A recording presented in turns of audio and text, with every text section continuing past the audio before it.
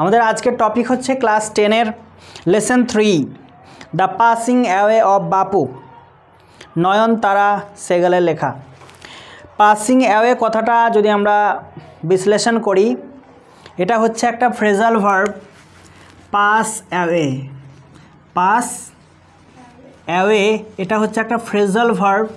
তোমাদের সিলেবাসে phrasal verb রয়েছে, 3 নাম্বার থাকবে ফ্রেজাল ভার্ব থেকে, তো এটা আমরা মুখস্থ করব অনেক। কিন্তু এই যে ফ্রেজাল ভার্বটা এখানে যেটা আমাদের গল্পের টাইটেল, এটাও অনেক সময় পরীক্ষায় দিয়ে দেয়। পাসিং অ্যাওয়ে এই কথাটার মানে হচ্ছে ডাই। কি বললাম? ডাই। এটা হচ্ছে ভার্ব। পাসিং অ্যাওয়ে হচ্ছে, পাস অ্যাওয়েটা হচ্ছে ভার্ব, ওখানে আইএনজি দেওয়া আছে। তাহলে পাস অ্যাওয়ে মানে কি? ডাই। ডাইয়ের বাংলা কি গো? মৃত্যু। ডাইয়ের বাংলা কি? মৃত্যু। তাহলে এই যে আমাদের টাইটেলটা হয়েছে পাসিং অ্যাওয়ে অফ বাপু, তাহলে বাপু কেউ একজন হতে পারে। বাপু মানে আমরা বলি না, বাপু সেহত কে লিয়ে তু তো হানিকারক হ্যাঁ, শুনেছো গানটা? বাপু কে? তাহলে বাপু হচ্ছে পিতাকে বলা হয়। বাপুর সিনোনিমস কি? পিতা, ফাদার। তাহলে আমরা এখানে বাপুকে জানি না টাইটেলটা শুনে, কিন্তু বুঝতে পারছি বাপু মানে হচ্ছে পিতা। দ্য পাসিং অ্যাওয়ে অফ বাপু মানে হচ্ছে পিতার মৃত্যু।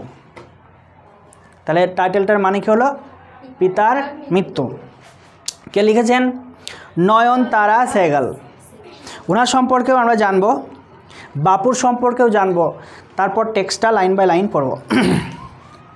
প্রথমে নয়নতারা সেগালটা একবার দেখে নিই, যেহেতু এখানে লেখাই আছে।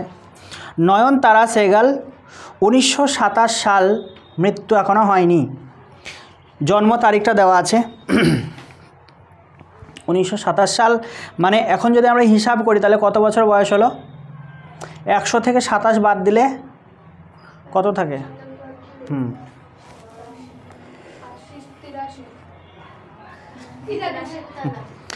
মনে করো 100 বছর বয়স, ঠিক আছে? কারণ আমাদের সালটা কত চলছে? 2025, মানে 27 থেকে এই 27 থেকে 25 বাদ দিলে থাকে কত তোমার? 2, মানে 98 ইয়ার্স ওল্ড। প্রায় 98 বছর ওনার বয়স হয়ে গেছে, বাট স্টিল অ্যালাইভ, এখনও জীবিত। ইয়াস, সেই জন্য তো কোনো এটা দেওয়া নেই মৃত্যু সাল।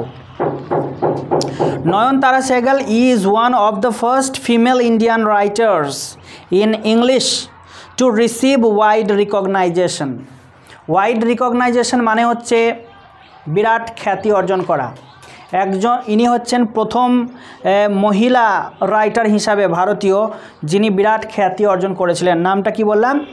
নয়নতারা সেগাল।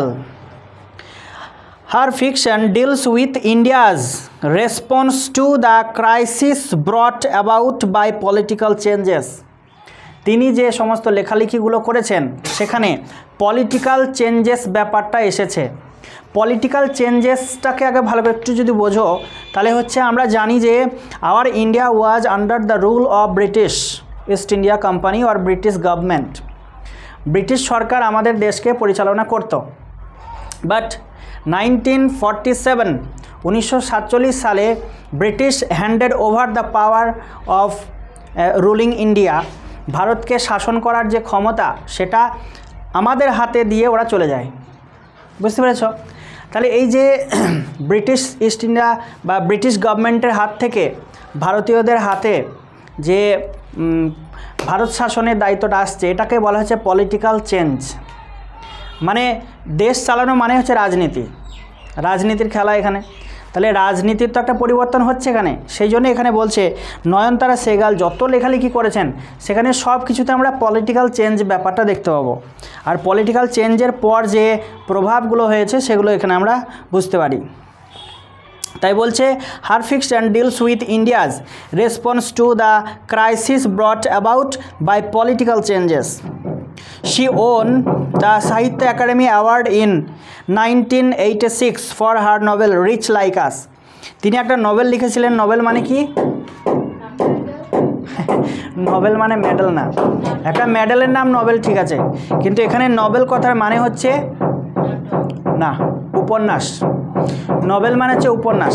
তিনি একটা উপন্যাস লিখেছিলেন, সেই উপন্যাসটার নাম হচ্ছে রিচ লাইক আস। কি নাম? Rich like us. তো সেই উপন্যাসটার জন্য উনি সাহিত্য একাডেমি অ্যাওয়ার্ড পেয়েছিলেন। তো তোমরা কি বলতে পারবে যে আমরা প্রথমে যে গল্পটা পড়েছিলাম সেখানে একজন রাইটার ছিল, উনিও সাহিত্য একাডেমি অ্যাওয়ার্ড পেয়েছিলেন ফর গাইড। গাইড এই বুকটা লেখার জন্য তিনি সাহিত্য একাডেমি অ্যাওয়ার্ড পেয়েছিলেন। প্রথম যখন পড়িয়েছি বলেছি, মনে আছে? প্রথম স্টোরিটার নাম কি যেটা পড়েছো তোমরা? ফাদার সেলফ। কে লিখেছে? আর.কে নারায়ণ। উনিও সাহিত্য একাডেমি অ্যাওয়ার্ড পেয়েছিলেন। নয়নতারা সেহগাল ইনিও সাহিত্য একাডেমি অ্যাওয়ার্ড পেয়েছেন। তবে আর.কে নারায়ণ কিসের জন্য পেয়েছিলেন? দ্য গাইডের জন্য। মালগুড়ি ডেজ থেকে ওই গল্পটা নিয়েছে, কিন্তু দ্য গাইডের জন্য। আর নয়নতারা সেহগাল কিসের জন্য সাহিত্য একাডেমি অ্যাওয়ার্ড পেয়েছেন? Rich like us. Rich like us লাস্টের এই নভেলটার জন্য। The text and extract from Nayantara Sehgal's memoir prison and chocolate cake, এখান থেকে এটা নিয়েছে। Recount the incident following the death of Gandhiji, গান্ধীজির মৃত্যুর পর যে সমস্ত ঘটনাগুলো ঘটেছে সেটা এখানে বর্ণনা করা হয়েছে। It vividly describes not only the author's personal sense of loss, এখানে শুধুমাত্র বর্ণনা করেছে এটাই নয় যে অথর গান্ধীজির মৃত্যুর পর অথরের যে পার্সোনাল সেন্স অফ লস মানে তিনি যে জিনিসটা হারিয়েছেন সেটা তুলে ধরেনি, but also the collective grief of the entire nation at the passing away of Mahatma Gandhi. Mahatma গান্ধীর মৃত্যুর পর শুধুমাত্র নয়নতারা সেহগাল উনি দুঃখ পাননি, সারা ভারতের মানুষ দুঃখ পেয়েছে।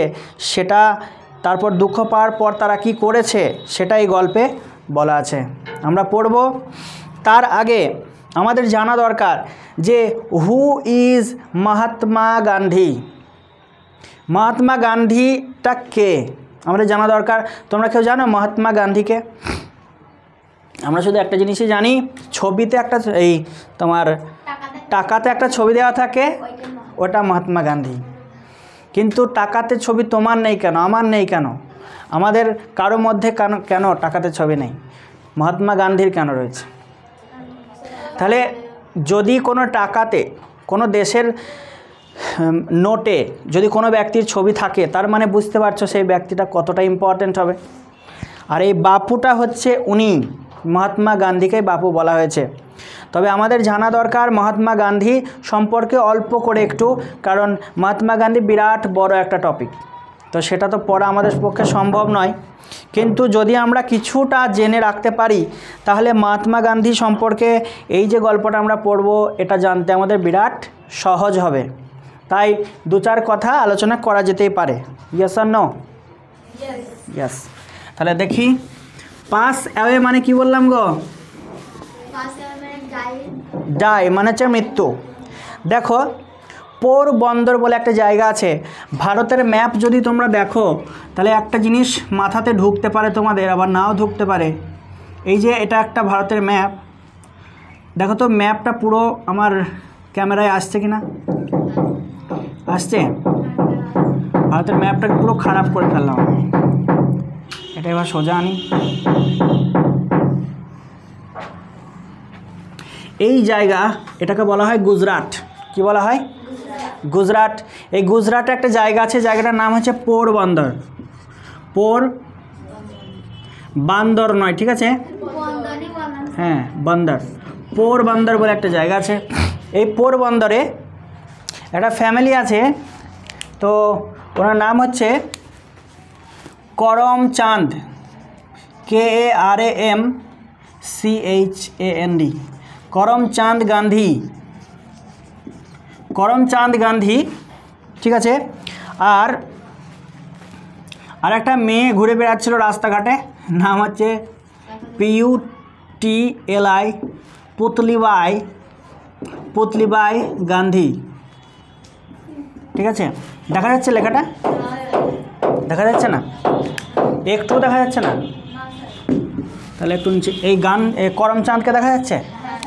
পুতলিবাই, PUTLIBAI, পুতলিবাই গান্ধী, ঠিক আছে, তাহলে আমরা একটা নাম পেলাম করমচাঁদ গান্ধী, আর একটা হচ্ছে পুতলিবাই গান্ধী। পুতলিবাই গান্ধী, মেয়েদের বিয়ের পর স্বামীর টাইটেলটা নিতে হয়, নাহলে কেমন একটা লাগে, কি বলো, নিতে হয় না? তাহলে গান্ধী, পুতলিবাই গান্ধী।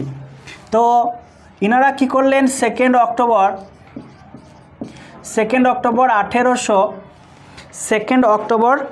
1869 সাল 1869 ওনারা একটা সুন্দর একটা বেবির জন্ম দিলেন। বেবিটার নাম হচ্ছে মোহন দাস। এবার দক্ষিণ ভারতের বা এই পূর্ব দিকের পশ্চিম ইন্ডিয়া এই সমস্ত এলাকার নাম রাখার একটা রীতি আছে, পিতার নামটা ভিতরে ঢোকাতে হবে।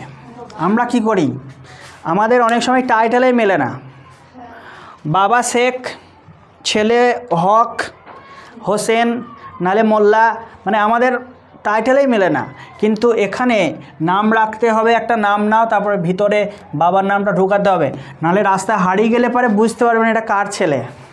যখন নাম বলবে তখন মিডলে বাবার নামটা চলে আসবে। তাহলে কি হলো, মোহন দাস। এবার বাবার নামটা ভিতরে ঢোকাতে হবে, তাহলে কি হলো, করমচাঁদ। এবার টাইটেলটা তো নিতেই হবে সবাইকে, গান্ধী। তাহলে যে বাচ্চাটা জন্মালো কি নাম হলো, মোহনদাস করমচাঁদ গান্ধী। পিতার নাম কি, করমচাঁদ গান্ধী। মায়ের নাম কি, পুতলিবাই গান্ধী। কত সালে জন্মগ্রহণ করেছেন, 2 অক্টোবর 1869 সাল জন্মগ্রহণ করলেন। আস্তে আস্তে বড় হচ্ছেন, তো উনি 1893 সালে লন্ডন গেলেন। লন্ডন পড়াশোনার লাইফে কি, উনি লয়ার হবেন, উনি আইনজীবী হবেন। তখনকার দিনে কি হতো, ইংরেজরা ভারতীয়দের বিচার করত। এবার ধরো আমি ভারতীয়, তুমি হচ্ছে ইংরেজ, আমি একটা অপরাধ করে ফেলেছি, কোর্টে আমার বিচার হচ্ছে, আমার উকিলও ইংরেজ, তোমার তো ইংরেজি। এবার ইংরেজদের প্রতি ইংরেজদের টান একটা থাকবেই, আমি অন্যায়টা তোমার করে ফেলেছি, বা আমি অন্যায়ই করিনি, আমাকে ফাঁসিয়ে দিয়েছ। এবার বিচারটা কার পক্ষে যাবে, যাবে না, জাতের একটা টান তো থাকবেই। সেই জন্য ভারতীয় যে শিক্ষাজীবী, বুদ্ধিজীবী, তারা কি করতো, লয়ার প্রফেশনটা নিত, কেসও চলতো আদালতে। তো গান্ধীজি কি করেছিলেন, লন্ডনে গিয়েছিলেন ল এডুকেশন নিতে। ঠিক আছে, ভারতে ফিরে আসার পর উনি প্রায় 2 ইয়ার্স প্র্যাকটিস করছিলেন অ্যাডভোকেটের, কিন্তু সেরকম কোনো কেস আসে না, গান্ধীজিকে কেউ পাত্তাই দেয় না, কেস নিয়ে আসছে চলে যাচ্ছে মোহিনীর কাছে, কিন্তু গান্ধীজির কাছে কেউ যাচ্ছে না। তো তখন কি হলো, সাউথ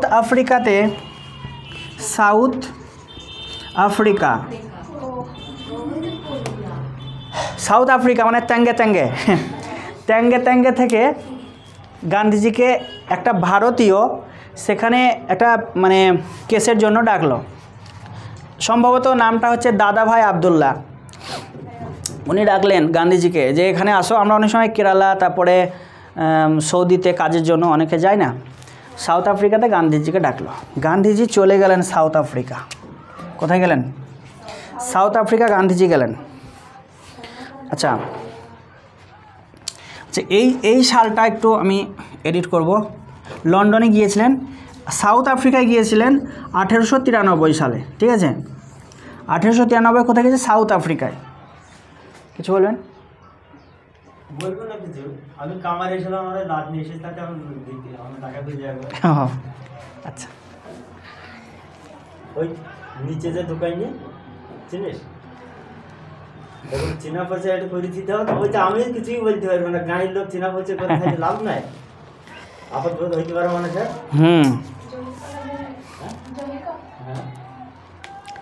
হ্যাঁ, আমি চলে গেলাম, তাহলে আসবো, পরিবার ছেড়ে ফেল করি। হ্যাঁ,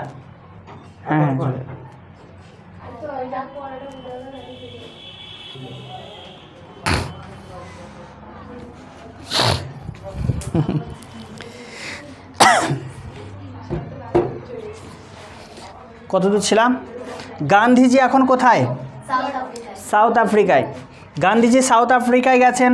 সাউথ আফ্রিকায় যাওয়ার সময় গান্ধীজির সঙ্গে একটা বিরাট বড় হাদসা হয়ে গেছে, মানে বিরাট বড় দুর্ঘটনা ঘটে গেছে। গান্ধীজি অলরেডি বিবাহিত, তখন সম্ভবত বয়স ওই 24 মতো বয়স গান্ধীজির। বিয়ে হয়ে গেছে গান্ধীজি বিয়ে করেছে কি সুন্দর একটা মেয়ের সাথে, কি নাম বলো তো? কস্তুরবা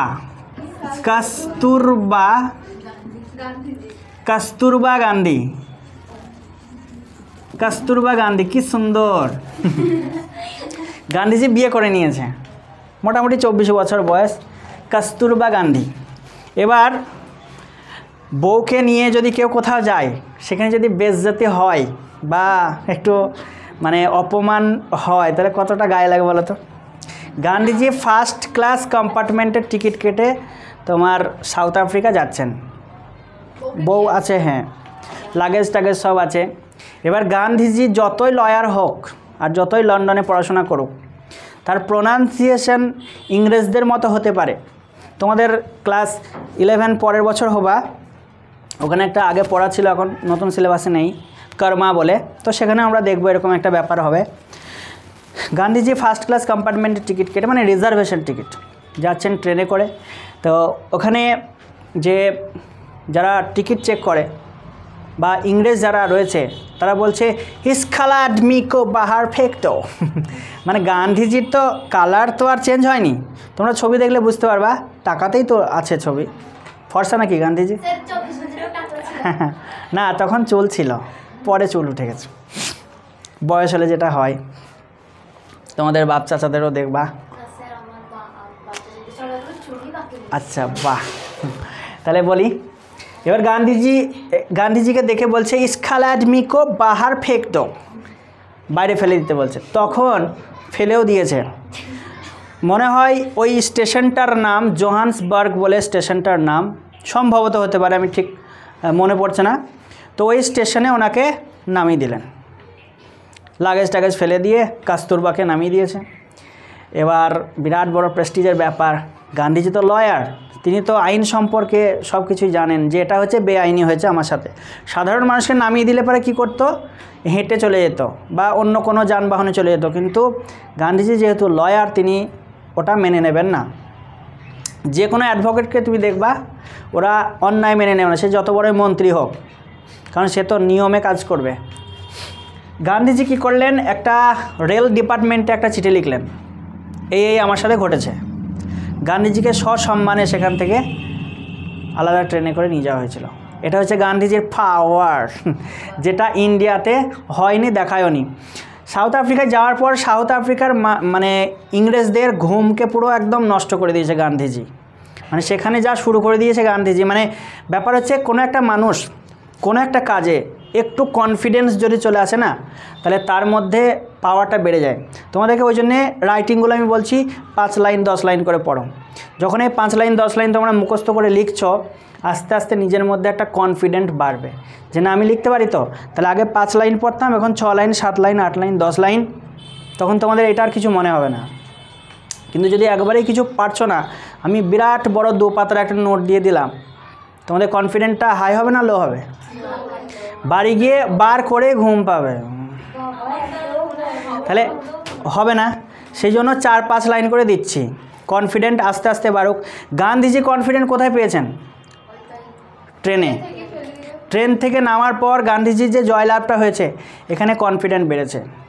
আর গান্ধীজি একটা জিনিসে বিশ্বাস করতেন, সেটা হচ্ছে নন ভায়োলেন্স, মানে উনি হিংসা করবেন না, যা কিছু অ্যাচিভ করবেন ভালোবাসার মাধ্যমে, হিংসা না করে। ঠিক আছে, আমাকে এদিকে মারলে পরে আমি আবার এই গালটা পেতে দেবো, যদি তার ইচ্ছা হয় মারবে, নাহলে সে মানে তার বিবেকই বলবে যে না, একে মারলাম আবার এক গাল দিচ্ছে, তাহলে থাকার মারা যাবে না। এতেও এখনও কাজ হয়, মানে নন ভায়োলেন্সেও কাজ হয়, তখনকার দিনে হয়েছে, এখনও হবে। তবে যে নন ভায়োলেন্স মানে মানবে, তাকে সেরকম হতে হবে। তুমি 2-4টে মেনে তখন মনে হচ্ছে যে না আর মার খাবো না, এবার মারি, তাহলে তো হবে না। এবার গান্ধীজি ওখানে বিরাট পপুলার। কোথায়? সাউথ আফ্রিকায়। গান্ধীজি বিরাট পপুলার সাউথ আফ্রিকায়। এবার গান্ধীজি দেশে ফিরে আসবেন, কতদিন আর বাইরে থাকবে, দেশে একবার এসেছেন মানে ইন্ডিয়াতে 1915 সাল, 1915 সাল, 1893 চলছিল, গিয়েছিলেন 1915 সালে উনি কোথায় চলে এসেছেন? ইন্ডিয়ায়।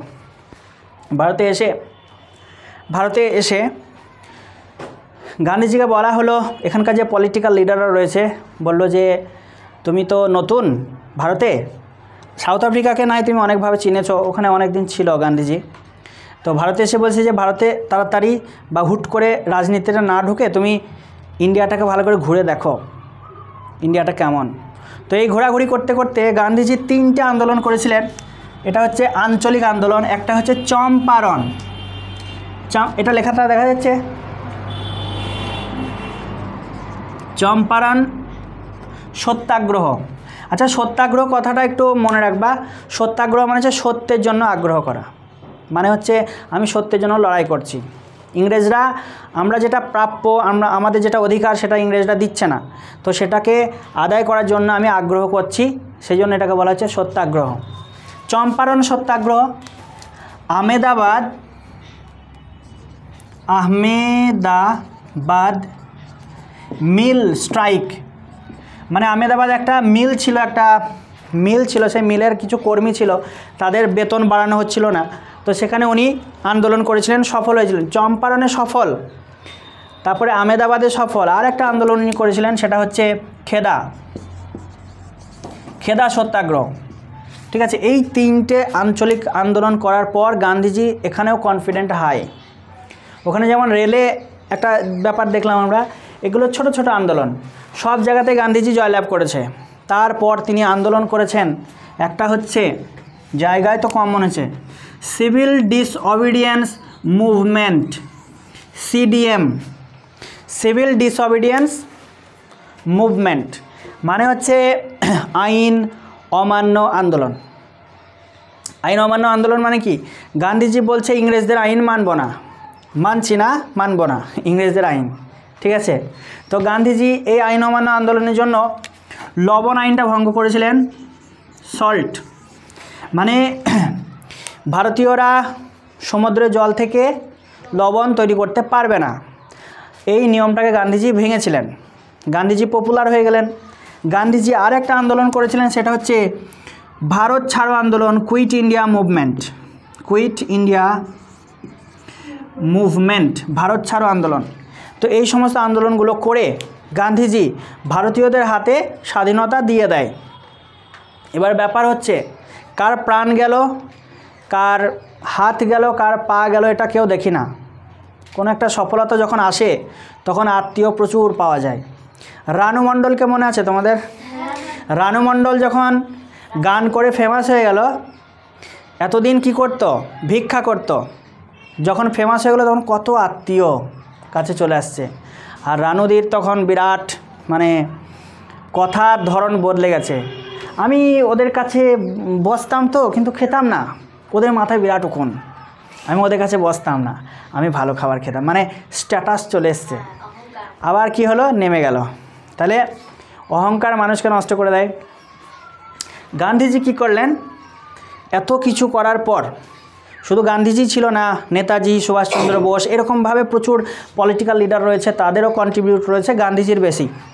এবার গান্ধীজি এরকম আন্দোলন করার পর যখন স্বাধীনতা ভারতীয়দের হাতে চলে আসলো, তখন ইংরেজরা কি করলো? 1947 সালে ইংরেজরা বলছে যে দেখো তোমরা এত আন্দোলন করছো, আমাদেরকে চড় মারছো, আমাদের ভয় লাগছে, তো এক কাজ করো, নিয়ে নাও, আমরা দেশ ছেড়ে চলে যাব। এবার দেখো, নিয়ে নাও বললে তো আর হয় না। একটা সময় ছিল ভারতে হিন্দুরা রাজ করত, হিন্দুরা শাসন করত। তারপর একটা সময় ছিল কয়েকশো বছর ধরে মুসলিমরা রাজ করেছে, মুসলিমরা শাসন করেছে। এবার সেই দেশে এখন বর্তমানে হিন্দুও রয়েছে, মুসলিমও রয়েছে।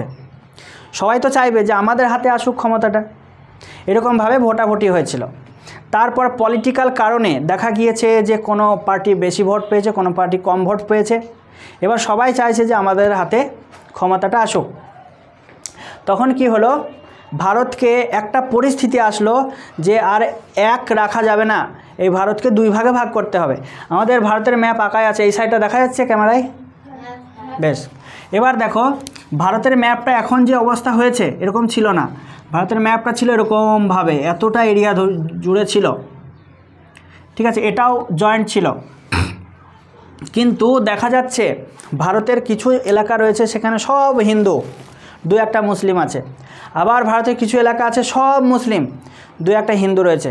এবার সেখানে কি হলো যে বলছে ভারতকে 2 ভাগে ভাগ করো, হিন্দুদের একটা, মুসলিমদের একটা, দিয়ে কি করতে হলো, এরকমভাবে একটা লাইন টেনে ভারতকে 2টো ভাগে ভাগ করা হলো। আর এদিকে একটা লাইন টানা হলো, এখানে মুসলিম রয়েছে, এটার নাম হলো ইস্ট পাক, মানে ইস্ট পাকিস্তান, আর এটা হলো ওয়েস্ট পাকিস্তান, ঠিক আছে। তাহলে ভারতকে একটা ভাগ করা হলো পাকিস্তান, আর একটা ভাগ করা হলো এটা হচ্ছে ইন্ডিয়া, ঠিক আছে। তাহলে দেখো ভারত ছিল কি সুন্দর বড় একটা দেশ, কি হলো ভারতটাকে ভাগ করা হলো, পাকিস্তান বলে একটা দেশ হলো আর ইন্ডিয়া বলে একটা দেশ হলো। বাংলাদেশ এখন এটাকে এখন বাংলাদেশ বলা হয়। তো বাংলাদেশ একসঙ্গেই ছিল ভারতের মধ্যে। এবার 2টো ভাগ হয়ে গেল। ব্যাপারটা হয়েছে কি শুধু ভাগ হয়ে জিনিসটা আরও খারাপ হয়ে গেল, মানে ভাগটা করে দেওয়াতে জিনিসটা আরও খারাপ হলো। যেটা ভেবেছিল যে ভাগ করে দিলে সমস্যাটা মিটবে, কিন্তু হলো না, এতে আরও খারাপ অবস্থা হলো। কি হলো, ধরো এখানে যে আমি ভাগ করলাম, এখানে সবাই মুসলিম আছে, হিন্দুও তো রয়েছে এখানে, সেই হিন্দুগুলো কি করছে, ভারতে চলে আসছে, জমি জায়গা বেচে দিয়ে বা কেউ কিনলো না, ছেড়ে দিয়ে চলে আসলো। আবার এখানে কিছু মুসলিম রয়েছে, তারা কি করবে, পাকিস্তানে যাবে, নাহলে ওই বাংলাদেশের ওদিকে যাবে। এই যে যাওয়াজয়ী চলছে, হিন্দু মুসলিমদের সেটেলমেন্ট চলছে, এতে মানুষ রেগে গেছে বিরাট, এতে সমস্যা হচ্ছে, দাঙ্গা হচ্ছে, কিছু মানুষ যেতে যেতে মারা যাচ্ছে। ধরো কারো একটা বৃদ্ধ মা আছে, তাহলে তাকে কি করে নিয়ে যাবে, হার্টের পেশেন্ট, সে তো যেতে যেতে মারা যাবে। এই যে একটা ব্যাপার, বিশাল খারাপ পরিস্থিতি। আর এখানে গান্ধীজি সবসময় চেয়েছিলেন যে ভারত ভাগ না হোক, আর গান্ধীজি চেয়েছিলেন ভারত না ভাগ হোক, আর গান্ধীজি সবসময় হিন্দু মুসলিম খ্রিস্টান তারপরে তোমার শিখ সবাইকে নিয়ে একসাথে বাঁচবো। যেমন গান্ধীজিকে পিতা এই জন্য বলা হয় না, গান্ধীজিকে দেখো আমরা কি বলছি, পাসিং অ্যাওয়ে অফ বাপু, মানে পিতা, উনি হচ্ছেন জাতির পিতা। পিতামাতা কীরকম হয় বলো তো, পিতামাতা কখনোই চায় না যে আমার 2 সন্তান ওরা আলাদা আলাদা করে থাক, সব সময় চায় যে ওরা একসঙ্গে থাক, তাই চায় না। সেই জন্য গান্ধীজি পিতা এই জন্যই হয়েছেন যে উনি চাইতেন যে হিন্দু মুসলিম শিখ যত ধর্মের মানুষ আছে সবাই একসঙ্গে ইন্ডিয়াতেই থাকবো, সেটা উনি সবসময় চেয়েছিলেন। এবার এখানে চলে আসছে একটা ক্যারেক্টার যাকে বলা হচ্ছে নাথুরাম গডসে। এই নামটা তোমরা একটু মনে রাখবা, নাথুরাম গডসে। সালটা হচ্ছে 1947 সালে আমরা স্বাধীনতা হয়েছি, মানে স্বাধীনতা পেয়েছি। এবার 1 বছর চলে গেছে প্রায় 1948 সাল। দেখো ডেটটাকে ভালো করে মনে রাখবা, 1948 সাল আর 30শে জানুয়ারি, 13th jan 1948 সালের 30শে জানুয়ারি গান্ধীজি বিড়লা হাউসে যাচ্ছিলেন, একটা প্রেয়ার মিটিংয়ে যাচ্ছিলেন, মানে প্রার্থনা সভাতে যাচ্ছিলেন অনুগামীদেরকে নিয়ে, প্রচুর অনুগামী গান্ধীজির। ওই প্রেয়ার মিটিংয়ে যাওয়ার সময় গান্ধীজিকে এসে এই ব্যক্তিটা, কি নাম বললাম, নাথুরাম গডসে। এই নাথুরাম গডসে এসে কি করলো, গান্ধীজিকে বলল ঠাস ঠাস ঠাস, গান্ধীজির বুকে এসে 3টে গুলি লাগলো, আর গান্ধীজি ওখানে লুটিয়ে পড়ে মারা গেলেন। 3টে গুলি যদি কারো বুকে লাগে, আর মোটামুটি 70+ বয়সের একটা মানুষের যদি বুকে 3টে এসে গুলি লাগে, তাহলে সে বেঁচে থাকবে? আমাদের এই হার্টটা জন্মের পর থেকে মৃত্যুর আগে অবধি সব সময় কাজ করে। এবারে হার্টে এসে যদি গুলি লাগে তাহলে কি হবে, বেঁচে থাকবে? বেঁচে থাকবে না। গান্ধীজিকে সঙ্গে সঙ্গে বিড়লা হাউসে নিয়ে যাওয়া হলো, তো সেখানে গান্ধীজি কি হলেন, মারা গেলেন। এই মৃত্যুর খবরটা নয়নতারা সেহগাল পেয়েছেন। সেইখান থেকে গল্পটা শুরু হচ্ছে যে দেখো আজকে পড়া মনে হয় হবে না, হবে এইটুকু জেনে থাকলে তো যে কি হলো। এখানে দুটো লাইন আমি পড়ি, এই প্রথম প্যারাটা দেখো। আমি যে গল্পটা বললাম মানে যতদূর আমি নিয়ে আসলাম এই অবধি বুঝতে পারলে যে গান্ধীজিকে কে মারলো, কোথায় মারলো? বিড়লা হাউস, এই তোমার প্রেয়ার মিটিংয়ে যাওয়ার সময় 1948 সালে 30শে জানুয়ারি গান্ধীজিকে কি করা হলো? 1948 আমি কোথায় লিখেছি?